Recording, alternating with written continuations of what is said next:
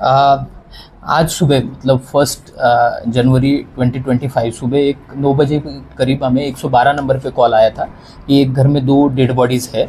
तो हमने वहाँ पे जाके चेक किया तो वो पति पत्नी की डेड बॉडीज़ थी। और उनका जो पति है उनका नाम लीलाधर डाखोड़े है और पत्नी जो है अरुणा डाखोड़े है। तो फिर वहाँ पे स्पॉट पे पहुँचने के बाद वहाँ पे खून वगैरह था घर में बहुत सारा। तो प्राइमा फेसी हमें लग रहा था कि यहाँ पे कुछ तो सस्पिशियस है, इसमें कुछ हुआ रहेगा फाउल प्ले। तो ज़्यादा जानकारी लेने के बाद ऐसा पता चला कि उनका जो बेटा है, नाम है उसका उत्कर्ष डाखोड़े, ये 25 साल का है, इंजीनियरिंग का स्टूडेंट है। तो उसको हमने थोड़ी तहकीकात की, थोड़े सवाल पूछे तो उसके बाद उसने कन्फेस किया है कि उसने ही अपने माँ बाप का खून किया है। सर, इसमें ये हत्या कौन-सी तारीख को की और उसने हत्या करने के पीछे का कारण क्या था? और बताया जा रहा है कि उनकी मम्मी टीचर थी और उनके पिताजी थे वो वहाँ पे कोई सोशल वर्कर भी थे।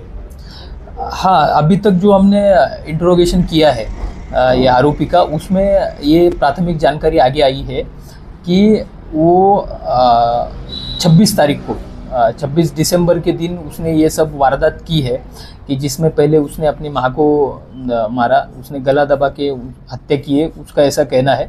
उसके बाद उसके पिताजी बाहर थे उस टाइम पे, वो वापस आए, मतलब माँ को दोपहर के 1 बजे के करीब उसने मारा ऐसे बोल रहा है। उसके बाद पिताजी आए शाम को 5 बजे के करीब, फिर उसके बाद पिताजी को चाकू से स्टैब करके मारा, ये उसका कहना है। और वहाँ पे खून वगैरह भी मिला है, मतलब वहाँ पे स्टैबिंग तो हुई है।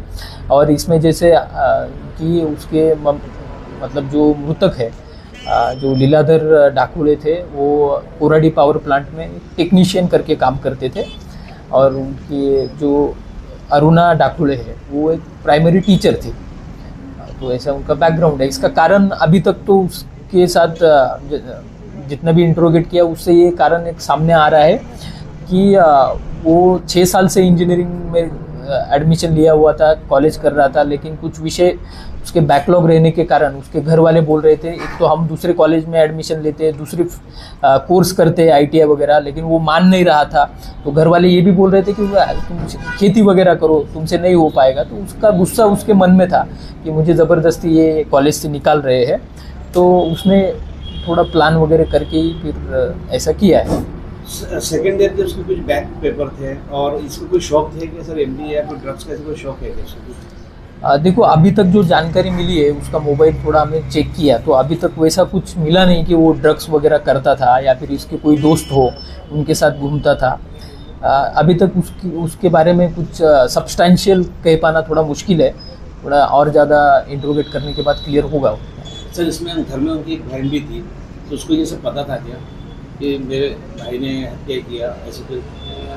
हाँ, जैसे कि उसने 26 तारीख को हत्या की है और 1 तारीख को हमें ये सब चीज़ें पता चली, तो बीच में 5 दिन का एक पीरियड गया है।